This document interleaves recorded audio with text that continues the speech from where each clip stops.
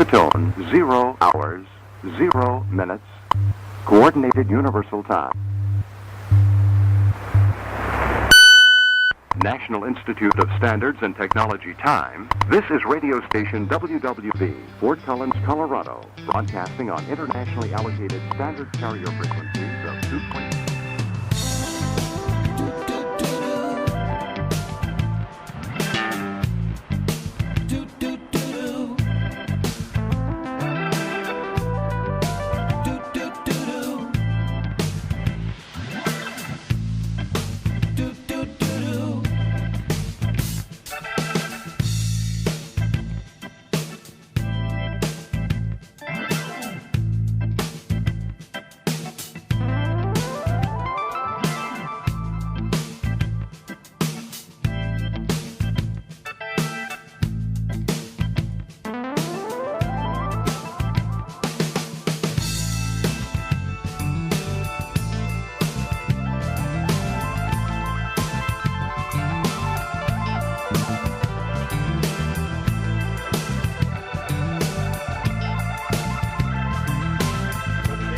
Very good. Well, our speaker tonight is Matt Deutsch. Is that right? I got to pronounce your name right there, Matt? That's correct. N9RGT, N9 Romeo Golf Tango. Oh, sorry, N0. Sorry, I got 0. Thanks. I'm a 0 call too, which makes it even worse. And start over again. N0RGT. I'm in 9 land. I've got 9 on the brain right now. Okay, very good. And again, you're at WWV in Colorado, in Fort Collins, and almost everybody that's a radio operator or had shortwave listening is familiar with Fort Collins, Colorado, and the atomic clock. So you've got your PowerPoint presentation here. I'm on your first slide here about WWV, the radio stations. You've got actually 3 there: WWVB, WWV, and WWVH. So you might want to tell us about the different stations there, unless that's just 5 megahertz and 10 and 15 megahertz. I'm not sure if those are all different ones or not, but you'll have to let us know about that, Matt. So I'm ready to start when you are, Matt. Okay, that sounds good. I guess my first question is there anyone who hasn't heard of WWV? People these days might be just working in VHF and up, may not have heard of it. Is there anyone who hasn't heard of it? Okay, not a living, breathing soul in here that hasn't heard of WWV, so you are very popular. Okay, wonderful. In the scheme of things, so we're good. Yeah, I'm a rock star in the right circle. Yes, you are. Absolutely. All right. Okay. I'm ready to go to the first slide if you'd like to go there, which is the overview. I am ready. The overview. Okay, well, Department of Commerce, which we are part of, operates 3 radio stations, much to the surprise often of people in the Department of Commerce that they have radio stations. WWV, and that is here in Fort Collins, WWVB here in Fort Collins, and WWVH, which is in Hawaii. Now, we did have a WWVL here in Fort Collins, 20 kilohertz station, but that was decommissioned in 1972. And I'll talk about the advantages. You probably all know about the advantages of high frequency, low frequency. We'll do a quick tour of the radio sites, history, traceability of the signal, and so you have some photos of the radio-controlled clocks that are available today. So we'll move on to the next one. WWV and WWVB, of course, as we said, are Department of Commerce here in Fort Collins. They chose this location, which is about 60 miles north of the Boulder Laboratories, where the atomic clock, the actual time standard, is kept in Boulder. We're about 60 miles away. They chose this location because of the high ground conductivity, and they chose a site in Hawaii for WWVH because it was central to the Pacific Ocean. They wanted to cover the Pacific Ocean and the western rim of the Pacific Ocean. Of course, our primary mission is to disseminate the standard time interval, and it's reference to the national standard in Boulder, which is called F2 for Fountain 2, and that began in April of 2014. We transfer the time up here via something called Common View. And if we go on to the next slide, should be a map of the site.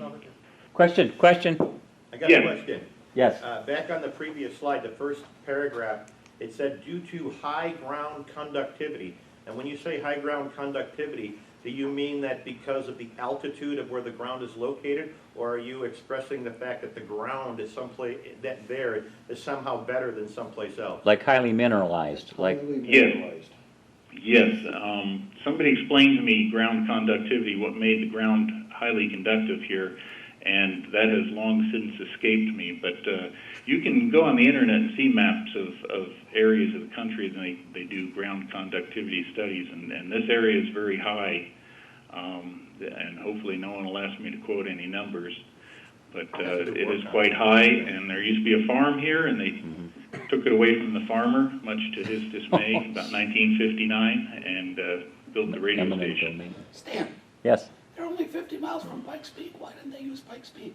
Well, yeah. Why didn't you use Pikes Peak? It was just ground conductivity again, or what? Yeah, I don't know why they didn't choose that, but it certainly might have been better. Yeah, might have been. That farmer. Now, up in your Fort Collins area, there's a lot of mining activity that takes place up there too. There's a lot of whether it's glacial drift or whatever of gold that's in that area as well. I'm familiar with that, so that may be a lot of the either iron ore or a lot of magnetite in that particular area. So that may be exactly what it is. Yeah, there is a lot of magnetite. You can take a magnet out here and drag it around on the ground and fill your magnet up with black sand. That explains it then, yeah, which is also present when you're finding gold. It's in the same location, so it's very similar. No gold out here, though.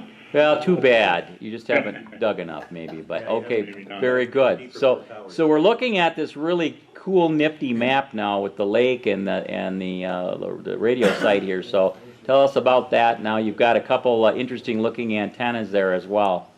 Yes, the WWVB is in between those two diamonds, and the north diamond, that's a top hat. There's 4 radio towers, 400 feet tall, supporting the top hat of the antenna, and that was the old WWVL, the 20 kilohertz station. Down to the south, there's another diamond. That was and still is WWVB antenna, 60 kilohertz, and since then we have combined both those antennas into 60 kilohertz broadcasting. They broadcast from each one, or from both those antennas at the same time. And then to the east is WWV, and it shows the location of all the different antennas. There's a ridge behind WWV, and those antennas are up there on that ridge. And as a correction, the most northern 15 megahertz dot there should now say 25. We've reintroduced the 25. The one that says 2.5 through 25 is a broadband discone antenna, and there's another one down south of WWV there. It says standby antenna. See that? Now, how high are those antennas? Each one of those is a half wavelength high for each frequency. Okay. Move on to the next one, and it should be an aerial view of the site. And we have 390 acres of, like I said, used to be farmland, and you can see we've got a lot of lakes around the area too, and you can see those antennas, the 400-foot towers, and in the middle you see a little blue box, little house in the middle of the 2 diamonds, and those are where the matching networks are kept. Unfortunately, WWV is off. I notice here is off to the right, off the edge of the picture here. So, got to get a better picture for this, for the slideshow here. But yeah, WWV is off to the right of that. So we'll move on to the next one, broadcast frequencies. And as everyone probably knows, WWV, we use AM carrier, amplitude modulated carrier, 2.5, 5, 10, 15, and 20 megahertz, and starting April 4th, 2014, we began the 25 megahertz once again. We'd gotten a lot of emails and letters, snail mail over the years, people had said, "No, I sure miss the 25," and so finally one day we said we'll just put it back on. It doesn't cost that much, so we put it back on. The broadcast manager was away at a Rockies game, so I couldn't get a hold of him, and so I just went ahead and put it on without his permission. So it was sort of one of those things that just happened, and he was okay with it when he found out later on. WWVH has those frequencies except for the 20 and 25. WWVB has a pulse width modulated 60 kilohertz carrier. And then as of March 21st, 2013, we began a phase shift modulation on WWVB. And then the note there where WWVL ended 20 kilohertz 1972. I suspect, Matt, you're going to get to it, but how much power are you running for each one of those transmitters?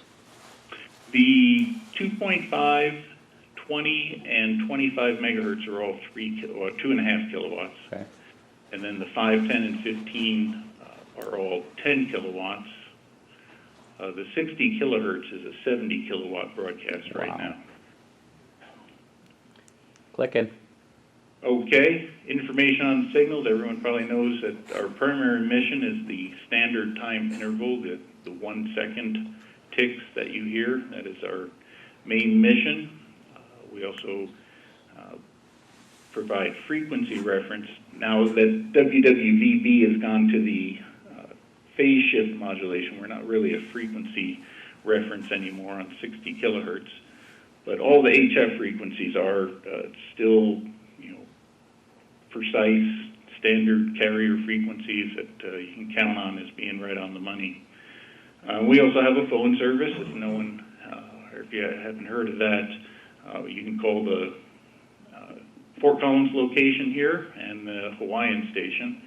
And sometimes we call the Hawaiian station to, if we lose timing on our clocks, sometimes we call their phone service and make sure we get back to the right second. Cheat a little bit there. Okay, next slide. What degree of accuracy are the frequencies? What degree of accuracy are the frequencies? Well, interestingly enough, the next slide talks about just that. As transmitted from the stations coming out of the cesium standards, they're accurate to 1 part in 10 to the negative 12 with a timing accuracy of less than 1 microsecond. And then the day-to-day deviations are less than 1 part in 10 to the negative 12. Now, once the ionosphere gets a hold of it, that degrades it quite a bit. Okay, well, I have a quick question now, Matt. Oh, okay. What's the area in which there is a no transmit zone surrounding the site there?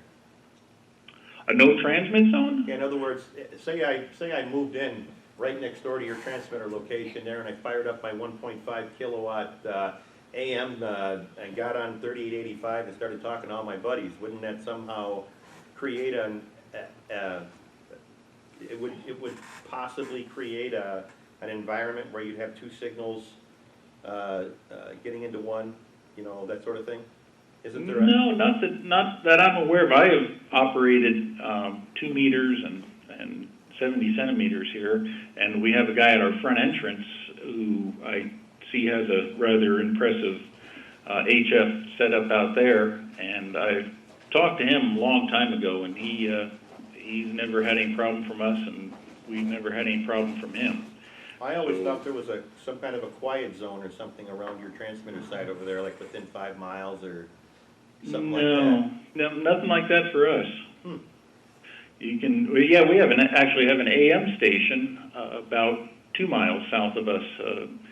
I think they're broadcasting 5 kilowatts or something like that. AM station, local station. I wonder what the hell I'm thinking of. I don't know.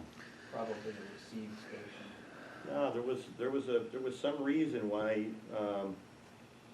because you get a mix. Like, for instance, I've had a situation where I'm talking on 3850 and you add the difference and you come up with a 40 meter frequency. That might bother your receiver, but Right. transmitting it shouldn't. Well, no, but my point is if you're transmitting at the same location he is, and everybody else is listening, they're gonna hear they're gonna hear the two The frequencies harmonic. added up, the harmonic. So I was under the impression that there was a space that you were limited to, that you couldn't get so close to that site, as I remember. But this is going back 20, 30 years ago now, so maybe they changed it, I don't know. Interesting. I'm not aware of any sort of limitations like that. I lived on board a ship for a couple of years, and I remember that was a big concern as far as, what do they call it, non-linear, where you get a rusty acetylene bottle sitting on a deck or something, and that would mix signals. But that's the only thing I'm aware of. We don't have anything like that here at the site. Well, no, but that's just it. You create that mix if you're transmitting from the same site. You have to have something to actually do the mixing, and then those mixing products will be substantially weaker than the original signal. Well, that may be true, but I recall there was some area that they had that you couldn't have a transmitter within a certain distance. Maybe it's something else. Yeah, that might be, what sounds familiar is around, what is it, West Virginia, where they have a big radio telescope. I know. Yeah, maybe that was what it was. That has to be it. Maybe that's what it was. They have a quiet zone, and the radio police will come shut you down. Yeah. I am moved to received uncertainty. All right, question answered.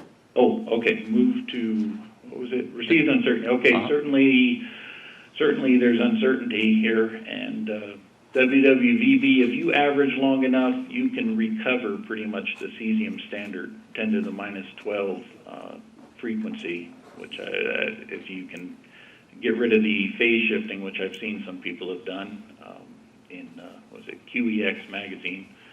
And then WWV and VH, certainly the ionosphere takes its toll and degrades the timing and frequency there. So the next slide, why use radio time? Dissemination, of course, is a large coverage area. It can reach worldwide. Certainly not 100% of the time. Frequency diversity, we have seven frequencies. Hopefully one gets through, and then the additional information can be added to the time signals. We add quite a bit of things like daylight saving time, leap seconds, etc. And then you can calculate your path by speed of light and hopefully take out some of your time delay. So next slide. HF radio, as you know, propagates well. Economical shortwave receivers, though they're becoming very rare, aren't they? And then transmitter sites are inexpensive to operate. I added that part there just in case anyone was worried about their tax dollars.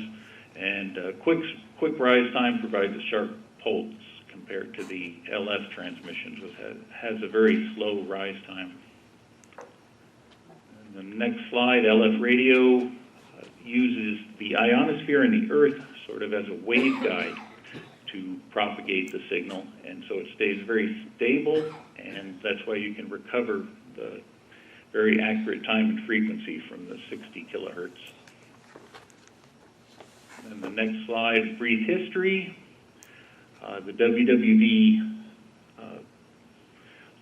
call letters were issued October 1st, 1919, which means we're coming up on that 100th anniversary, which is also coincidentally my 59th birthday, so I'm going to have a big party out here. But the true broadcasting didn't begin until 1920 in Washington, D.C. I've been looking for that original site, and I think the original site in Washington, D.C. is now in between the Chinese embassy and the embassy of Bahrain. If you look on a map, it's Connecticut Avenue and Van Nuys, I think, is the cross street. That's the old transmitter site, was located there, just south of the University of D.C. They began by broadcasting music and Department of Agriculture market reports. Then in 1923, they began their 20 kilohertz and 545 kilohertz broadcast standard frequencies. They did a lot of moving around in Maryland, moved from Washington, D.C. to several places in Maryland, and then finally moved in 1966 to Fort Collins, which was a more central location. And some people will tell you it is the oldest continuous radio station in the world. And I don't really know what that means, and I'm not going to take sides on that. That's why I put continuous in quotes there, because I don't know what they mean by continuous. Any questions on that? I'm curious if you get to it, who are the voices of the male and female voices on WWV? And were they, somebody's sitting there recording those, at every minute and a second, or every minute. I'm just curious, because I think they have a female voice and a male voice. Are those two individuals that have just recorded those in posterity and you use those, or are they just auto-generated, or what? Well, the one in WWVH, they use the female voices, so that you know the difference between which station you're hearing. And that is Jane Barbie. I think she recently passed away, but she has always been the voice of WWVH.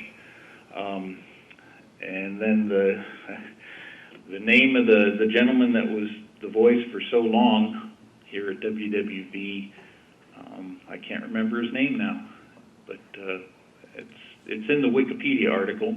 There is an error in the Wikipedia article, and that one's my fault. I've got to correct it.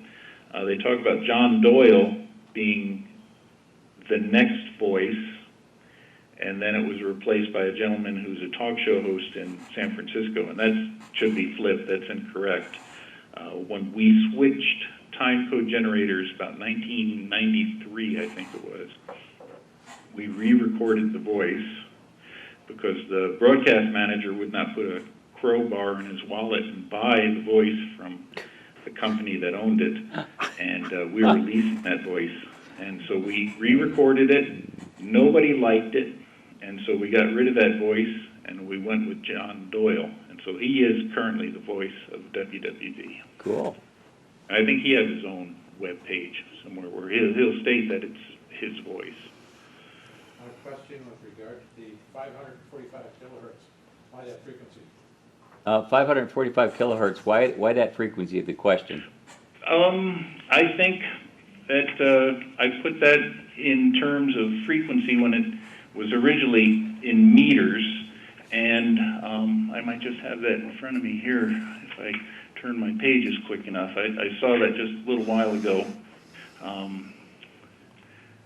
but frequency 75. Let's see, 4,000 to 150 meters. I don't know if those calculations come out right, but there's a book I've got that talks about the history. Oh, 550 and 1,500 meters. Okay, that's what those are. It's 550 and 1,500. Now, why they picked those two, I'm not really sure. What the thinking was. A lot of people took a lot of secrets to the grave with them. Even just building this station, we had a lot of questions that we'd like answered, but no one can answer them for us. Any other questions on that? It would be great if you were a submarine, maybe, I think. I think they may have checked, they may have used those frequencies because of the harmonics. Maybe so, and also, 1923, I think the state of the transmitters, they weren't very good. Yeah, Not very high frequency. it was the only rock they could cut. Yeah. Alrighty, I'm at the QSL card now. Okay, there is our QSL, which a lot of you are probably familiar with, and I think it is a very unattractive QSL card, and we have stacks and stacks of them, so the broadcast manager said we're not going to print any new ones until we get rid of the old ones. So we're stuck with these unattractive ones.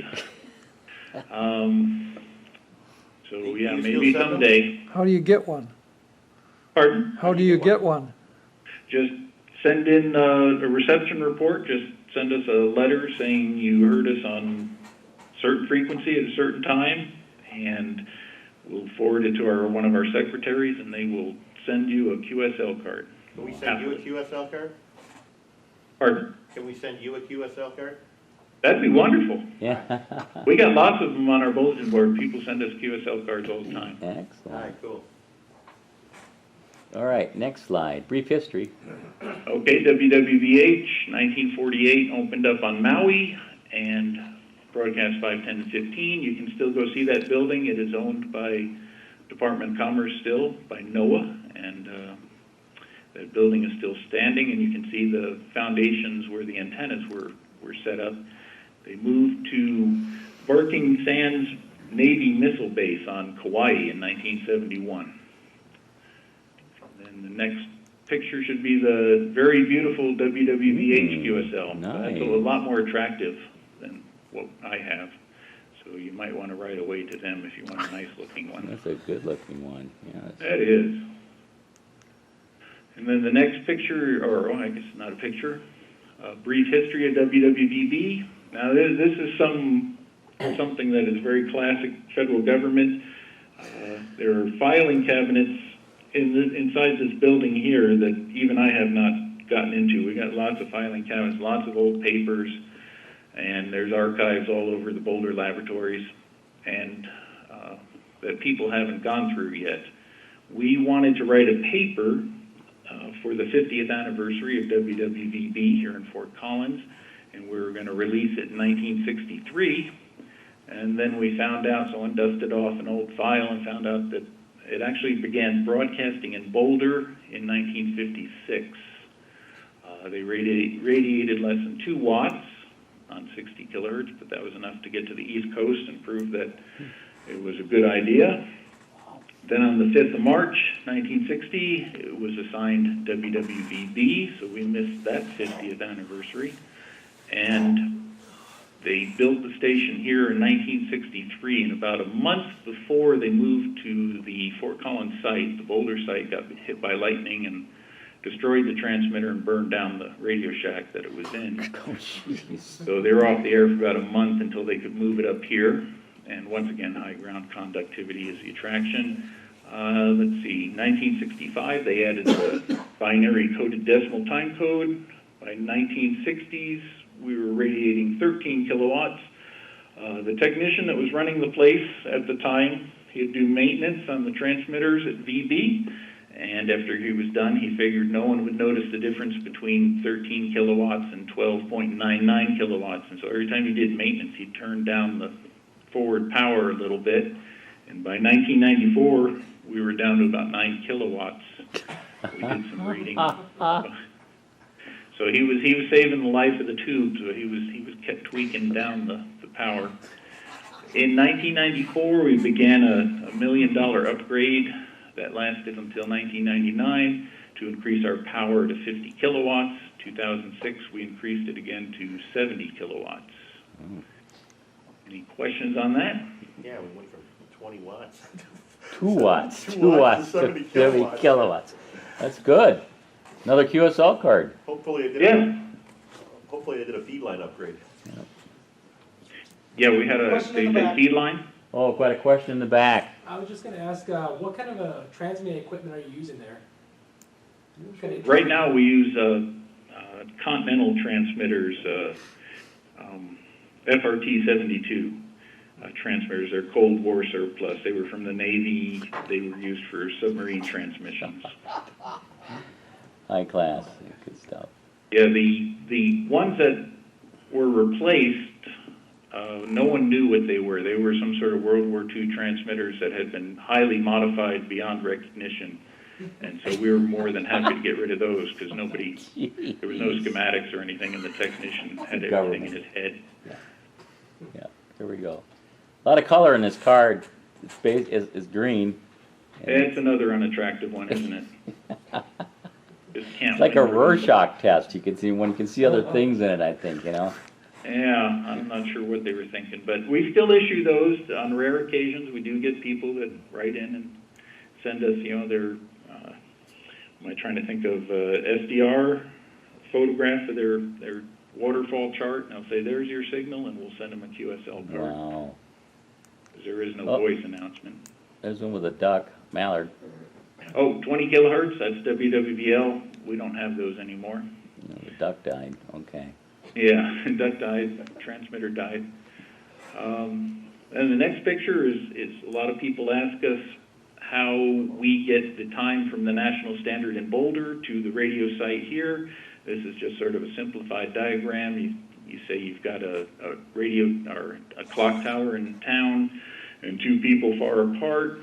The clock tower is what we would call GPS. We compare our clock here, our time standard here at the site to GPS, and then the people in Boulder compare the national standard to GPS, and then we get together and see what the time difference is.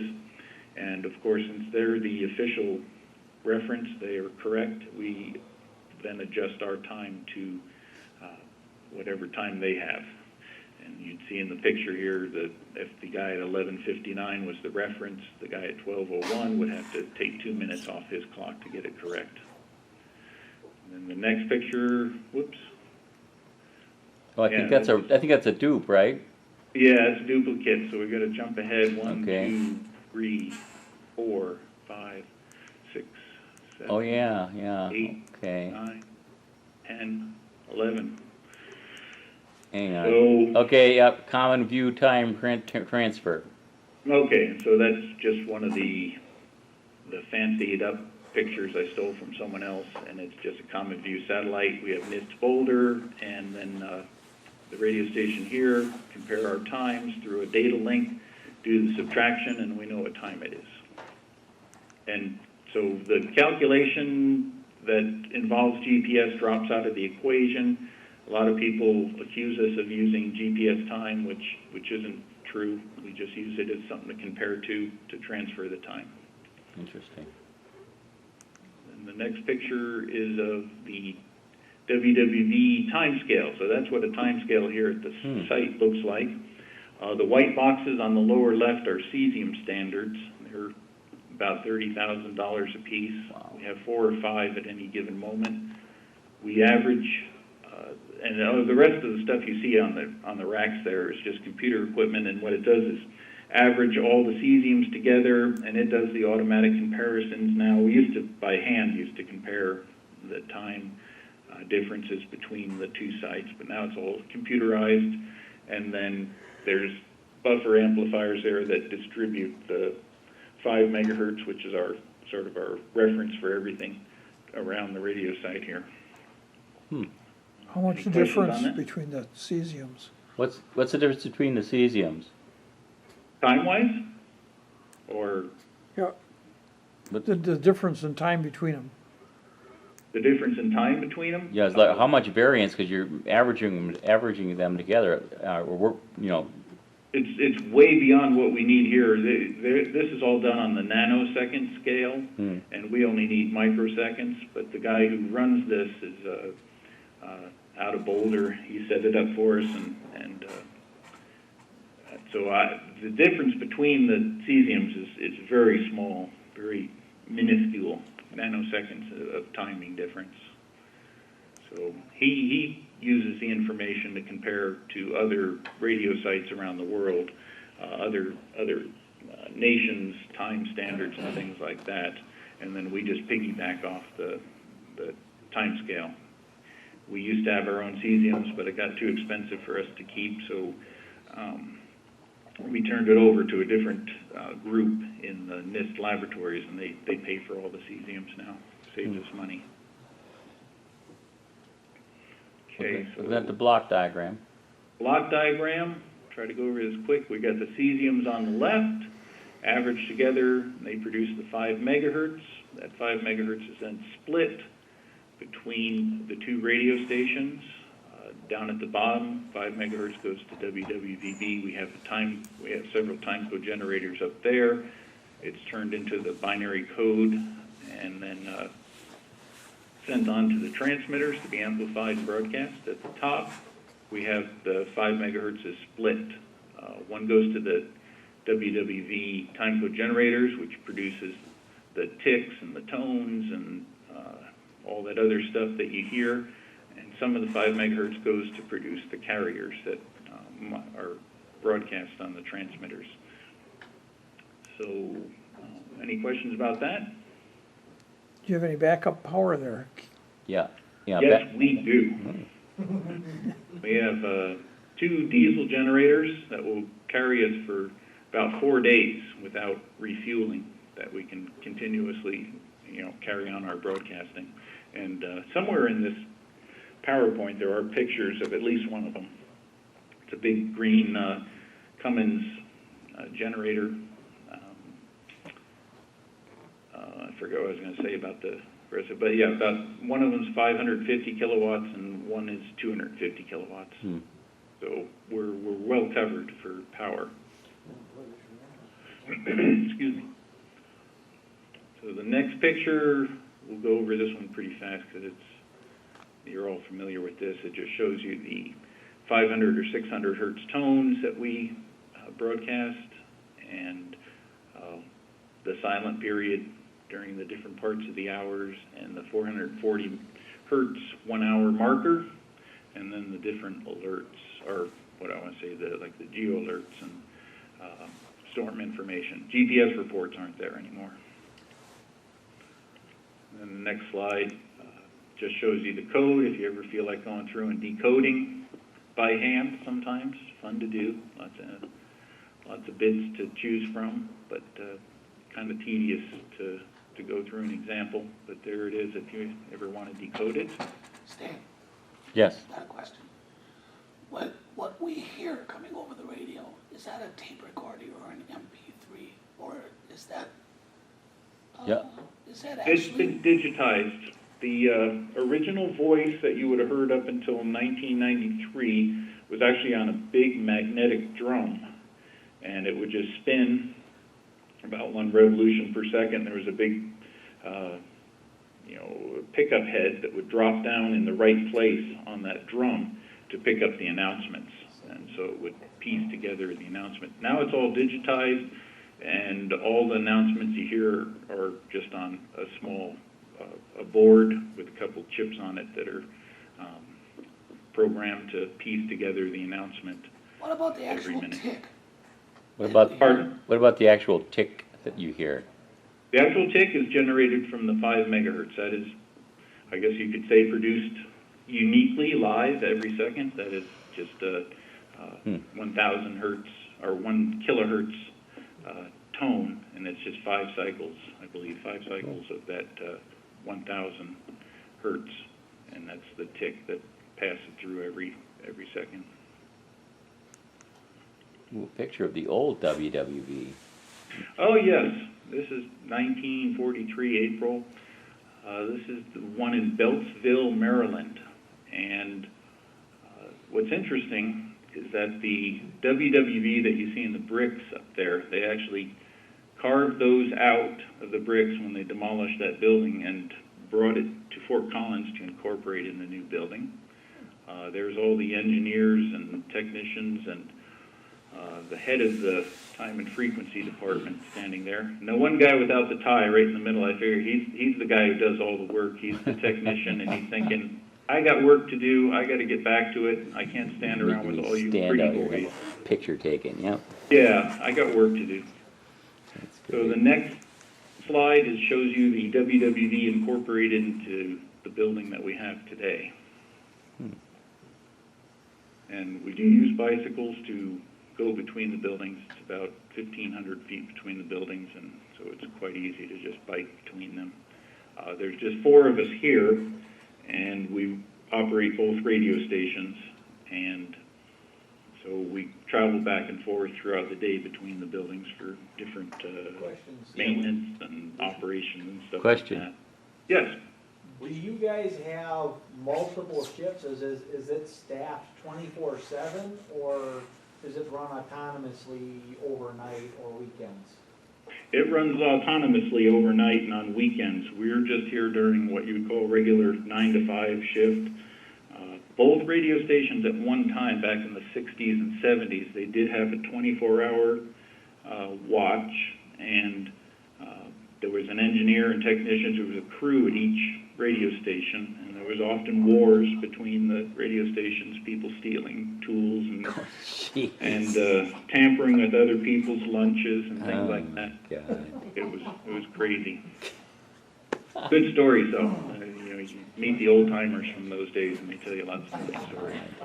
Are all you guys wearing ties now, or is there one guy that still don't have a tie on?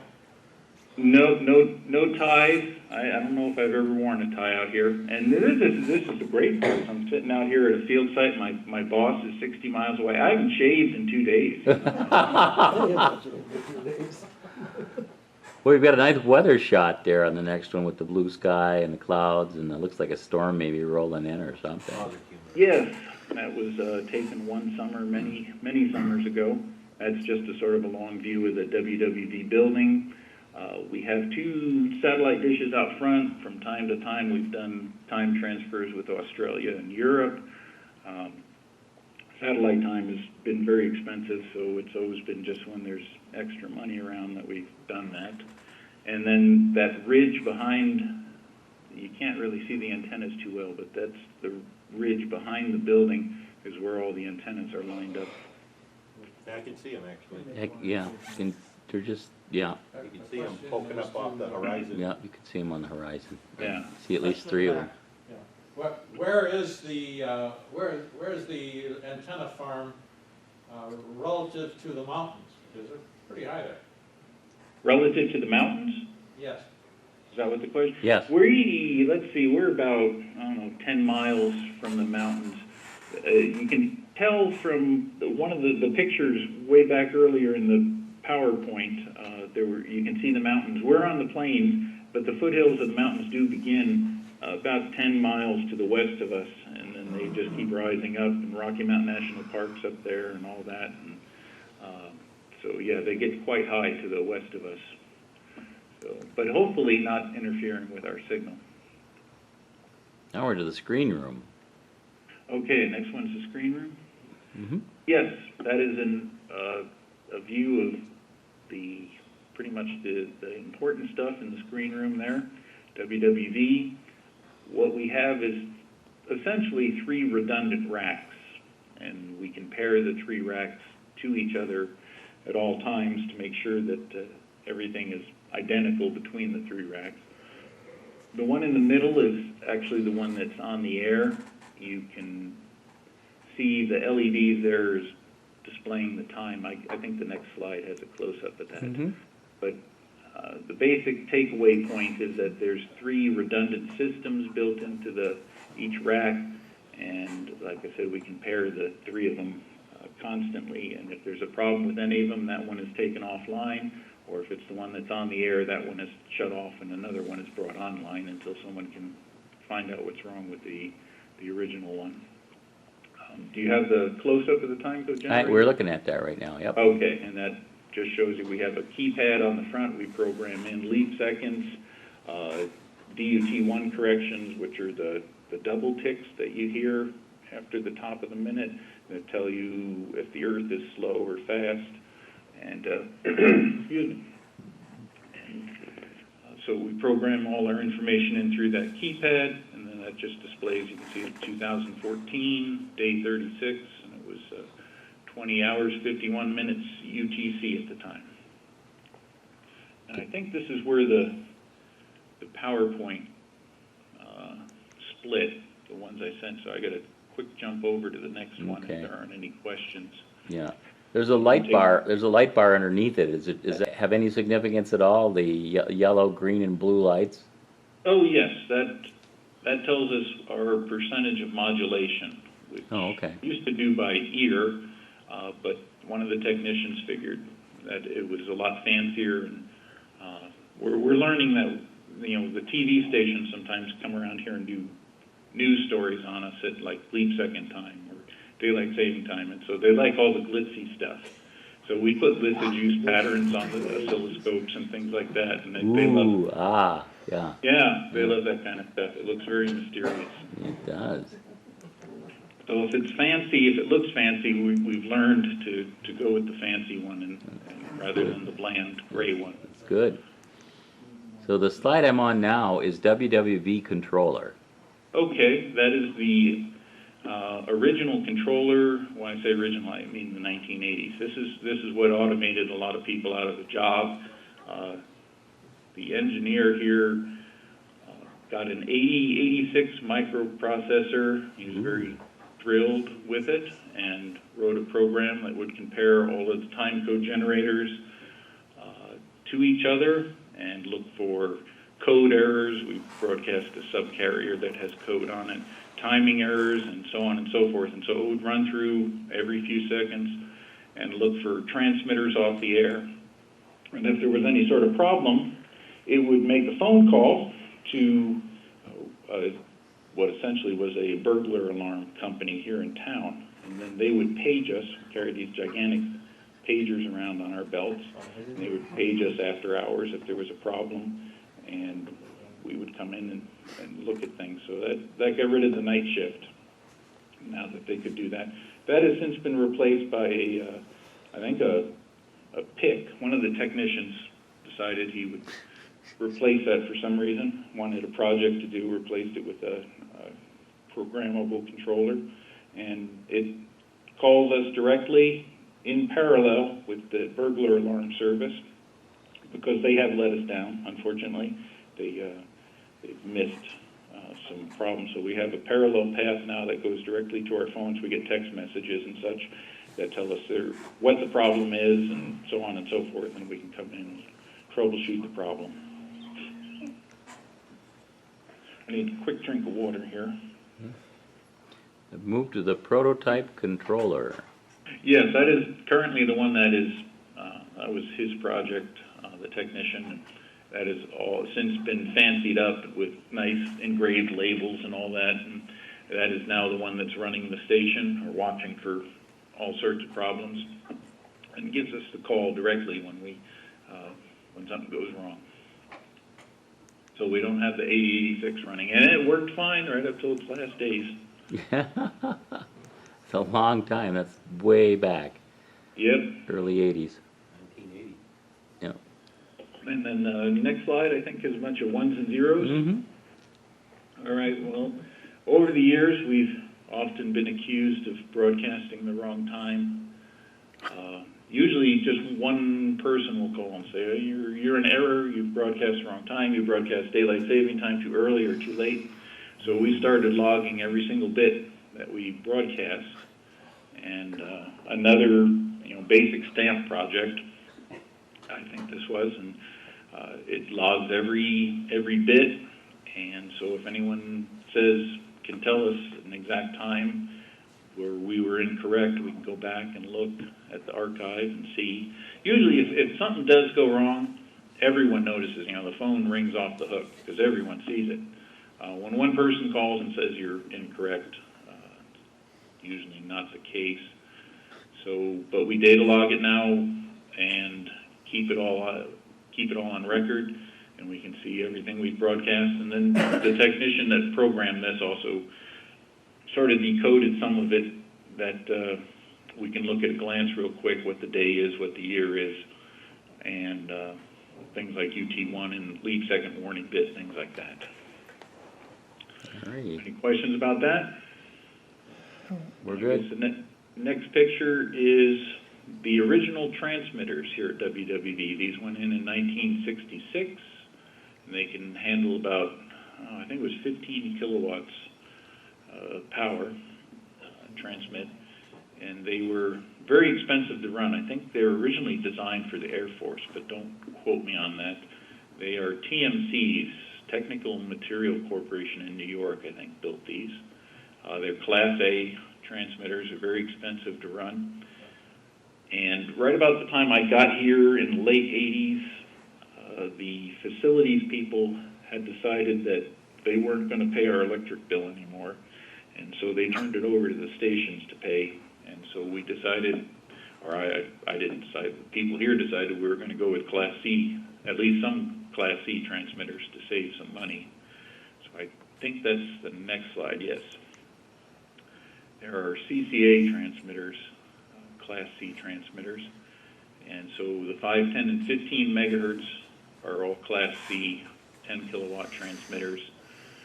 And all of our standbys, most of our standbys were TMCs after that. Well, one of the nice things was that by buying 3 new transmitters, that freed up the Class A transmitters for standby duty. Because that was one of the problems we had for a long time, was that there was just one transmitter for each frequency.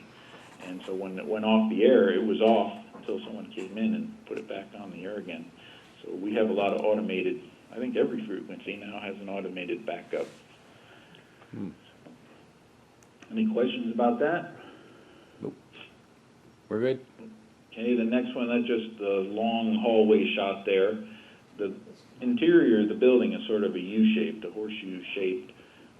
You go down the hallway here, there's the primary transmitter on the right. The next one down, the dark gray one, is the standby, and then you can see further down the 10 megahertz and it's standby. And then you go around the corner and there's more transmitters there, and it turns again to the left and more transmitters up that hallway.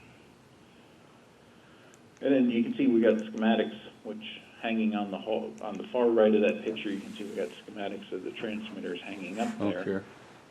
Which makes it very nice. You get the grease pencil out, and it's great for troubleshooting and speeding things up and making notes on. How often do you have a failure? Well, the technician we have now that really likes these transmitters is ex-Navy guy. He was in the Navy for a long time, worked on a lot of HF transmitters, and he loves these things. And so our failure rate has gone from about maybe one every 2 weeks, a failure every 2 weeks, to maybe every 2 months. And he just takes a lot of pride in making sure these things are, he watches them very closely and takes very good care of them. Looking at some kind of a feed point here, I think. Yes, this is when we got the new transmitters, the Class C, we were able to automate the standbys, and this is just a switch, a coax RF switch that allows us to go from the 2 different transmitters to a single antenna. So we can still have one antenna, and the transmitter just switches over, and then there's a spot in the back there for a dummy load that we can hook up. So everything's fed by heliacs then? Yes. There, once we get outside, though, it is rigid. And that's what the next picture shows. Exactly. Coax out there. Yeah, the heliacs you can see in the far left corner there. You can see a little bend in that heliax and transitions to the Hard line. hard line that has been there since 1966. They decided to put it up on little concrete pillars there, and that runs out. And they does a great job of catching the tumbleweeds, as you can see. They're all trapped underneath the transmission line there. But you can see each of the transmission lines running out to its respective antenna there. And you can see a little bit of the mountains there in the left side. It's up north there by Wyoming, looking up to Wyoming around Cheyenne. And then, oops, I went too far. Next one should be 2 antennas, and that's the 2.5 megahertz main antenna there, and that is a half wavelength high, about 200 feet, and the feed point is right in the middle. And on the right-hand side, you can see the 20 megahertz, another half wavelength tall antenna, and the feed point there in the middle. So we have a quarter wavelength sitting on top of a grounded tower. A lot of argument over the years as to exactly what type of antenna that should be called. And we dusted off some old files, and we found that it was called a modified sleeve antenna. And so the ground radials are coming down from the feed point there. You can see at a 45-degree angle, which according to my ARRL book means there's a 50 ohm input impedance at the feed point, hopefully. Let's see, next picture, just the wintertime shot, I guess, there. It looks like you're running some ladder line there, or is that just guy wire? Let's see, in the snow picture, Yes. that is one of the broadband discone antennas. And I think those are just guy wires, and they put a lot of insulators in to break up the loop currents. Okay. So, yeah, we always have, I wish I could have met the guy who designed the antennas. We could talk to him, ask him what he was thinking, some of these. The next one is a model of the half wavelength tall sleeve antenna. So this is made back in the days when people did very careful, precise work. Very beautiful model of the antenna there. It's actually a working model. It's got a little coax comes out the bottom, and you can put the antenna analyzer on there and see that it operates at 400 megahertz. The one thing I don't understand is why there is a ground plane at the very base. I have no clue.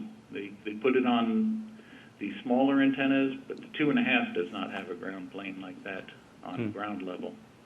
So I'm totally clueless. I've never heard anyone be able to say, you know, I've always asked people if anyone's got any ideas why that's there, and I haven't heard anything good yet.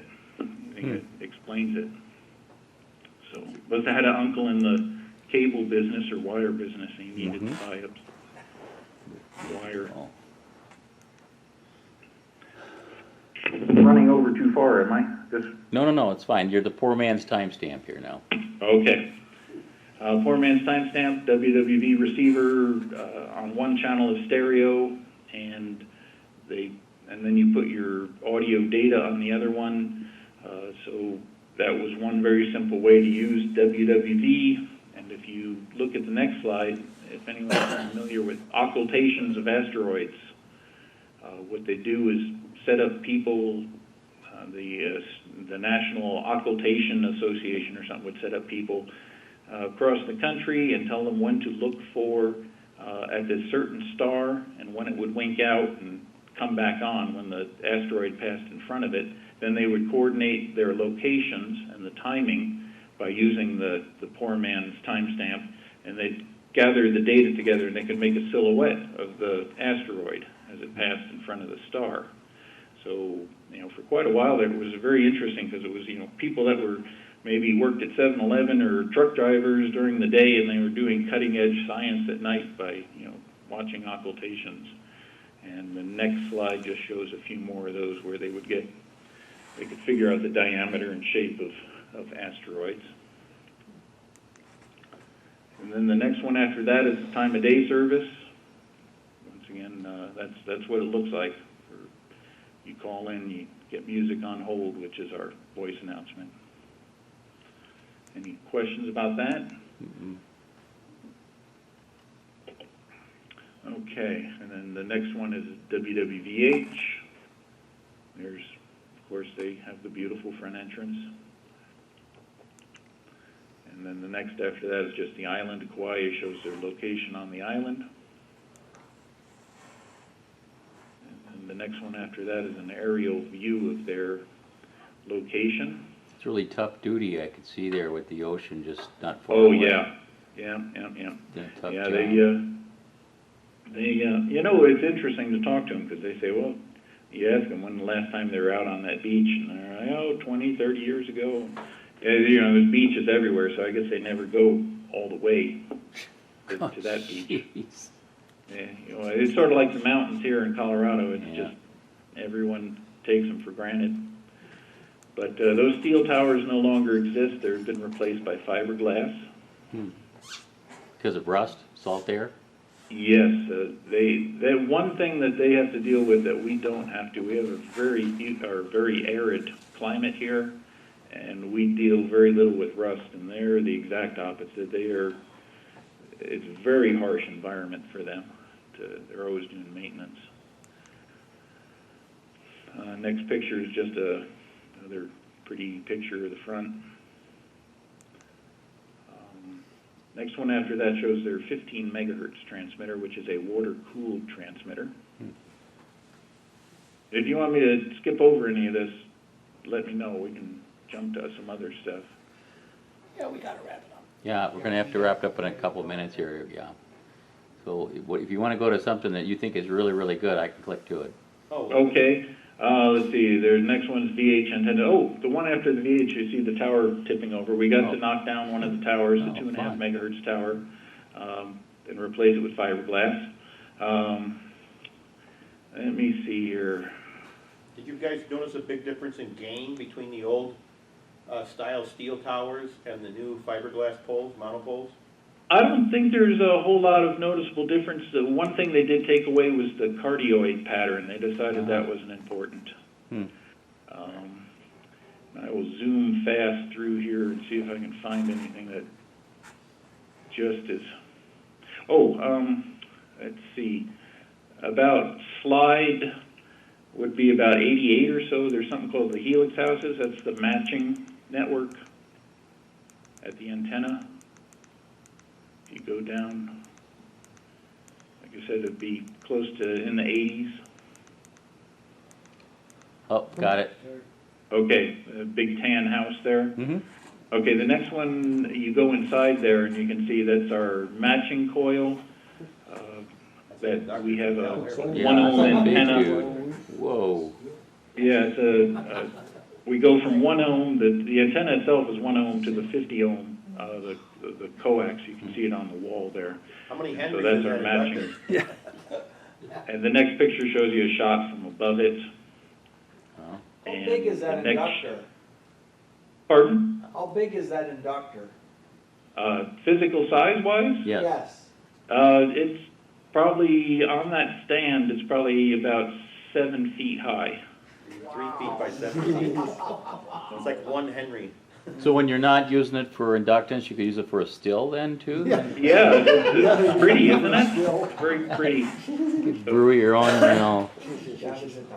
And then the last one I'll show you is there's another high up shot that is the inductor that we use to match, when the wind blows, we retune the antenna. There's an inductor inside that big tube there.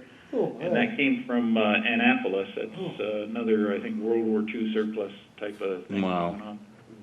So I think that's the fun stuff there. All righty. Well, thank you very much, Matt. It's Okay. been very, very enlightening. There's just so much stuff about some amazing tower shots there, and I'm just kind of clicking through. And of course, the one thing that you probably could have mentioned too, that a lot of the new digital clocks do set their time through off the air with WWV. It controls a lot of products now. That you could have mentioned too, I guess. But I know that a lot of the clocks even we have here at the college are set that way, and at other colleges they've been at are set to WWV. So you never have to worry about being off on time. And the new La Crosse McCormick from there in La Crosse, Wisconsin, I think they're coming out with ones that decode the phase modulation too. So cool.